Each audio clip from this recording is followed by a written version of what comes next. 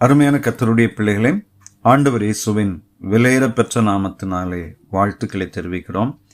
இந்த நாளிலும் கர்த்தர் உங்கள் வாழ்க்கையிலே பலத்த அற்புதம் செய்வாராக. 46ஆம் சங்கீதம் 1வது வசனத்திலே, தேவன் நமக்கு அடைக்கலமும் பெலனும் ஆபத்து காலத்தில் அனுகூலமான துணையுமானவர். நம்முடைய தேவன் அனுகூலமான துணையுமானவர். எப்பொழுது தெரியுமா? ஆபத்தான சூழ்நிலை, ஏதோ ஒரு சூழ்நிலை, கடினமான சூழ்நிலை, போராட்டமான சூழ்நிலை, தனிமைப்படுத்தப்பட்ட சூழ்நிலை, அவமானம் நிறைந்த சூழ்நிலை வரும்போதுதான் நம்மை சுற்றி இருக்கிறவர்கள் யார் என்பதை உணர்ந்து கொள்ள முடியும். அந்த நேரத்தில் தான் நமக்கு அடைக்கலம் இல்லாமல் போகும்.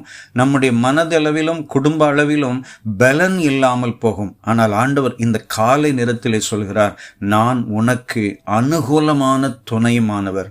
ஏதோ ஒரு கடினமான பாதையில் கடந்து போகிற சகோதரா சகோதரி, கர்த்தர் இந்த காலை நேரத்திலே அவர் உணர்த்துகிறார், நான் உனக்கு அனுகூலமான துணையுமானவர். நான் உனக்கு அற்புதம் செய்வேன். நீ தண்ணீரை கடக்கும் போது நான் உன்னோடு கூட இருப்பேன். நீ ஆறுகளை கடக்கும் போது அவைகள் உன்மேல் புரளுவதில்லை.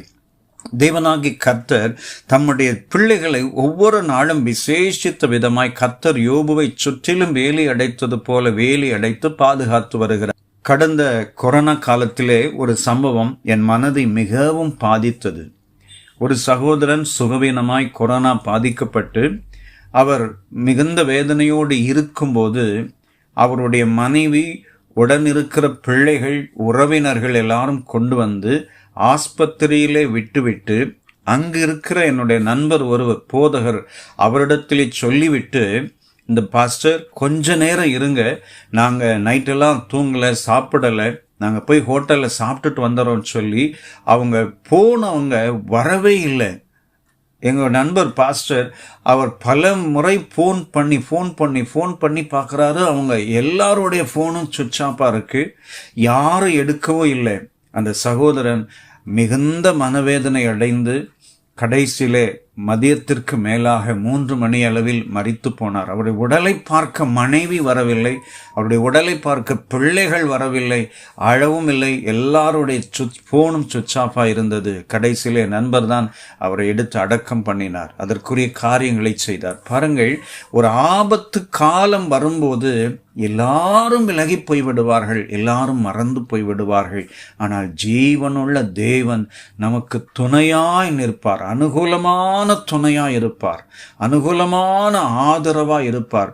ஒரு நல்ல தேவனாக நம்முடைய தேவன் இருக்கிறபடியினால் நம்மை சூழ்ந்து கொண்டு நம்மை கைவிடாமல் தூக்கி எடுத்து தகப்பனைப் போல, தாயைப் போல, சகோதரனைப் போல, நண்பனைப் போல, பாதுகாவலரைப் போல கர்த்தர் கூடவே இருந்து அற்புதம் செய்வார். இந்த காலை நேரத்திலே அன்பான சகோதரா சகோதரி, உங்கள் வாழ்க்கையினுடைய ஏதோ ஒரு கடினமான பாதையில் கடந்து போகிறீர்களா? கலங்காதிருங்கள். உங்கள் தேவன் உங்களோடு கூட இருக்கிறார். நிச்சயமாய் உங்களை உயர்த்துவார், உங்களை கனப்படுத்துவார், உங்கள் வாழ்க்கையிலே பலத்த அற்புதம் செய்வார். நம்முடைய தேவன் அனுகூலமான துணையாளர், அனுகூலம் பண்ணுகிற துணையாளர், அற்புதம் செய்கிற துணையாளர். அப்படிப்பட்ட தேவன் உங்கள் வாழ்க்கையிலே பலமான காரியம் செய்து இந்த நாளிலே உங்களை சந்தோஷப்படுத்துவாராக, உங்களை சுற்றிலும் ஆதரவாக இருப்பாராக. உங்களுக்காக நான் ஜெபிக்கிறேன். வல்லமையுள்ள பிதாவே, இயேசுவின் விலையேறப்பெற்ற நாமத்தினாலே என் அன்பான சகோதர சகோதரிகளுக்காக ஜெபிக்கிறேன். ஏதோ ஒரு கடினமான பாதையில் கடந்து போகிற நம்முடைய பிள்ளைகளை தேவன் நினைத்தருளி அனுகூலமாய் துணையாயிருந்து அவர்கள் வாழ்க்கையில் அற்புதம் செய்து இந்த காரியங்களில் இருந்து விடுதலையாக்கி ஆசீர்வதித்து உயர்த்துவீராக. இயேசு இரட்சகர் நாமத்தில் கேட்கிறோம் பிதாவே. ஆமென், ஆமென். God bless you. Amen.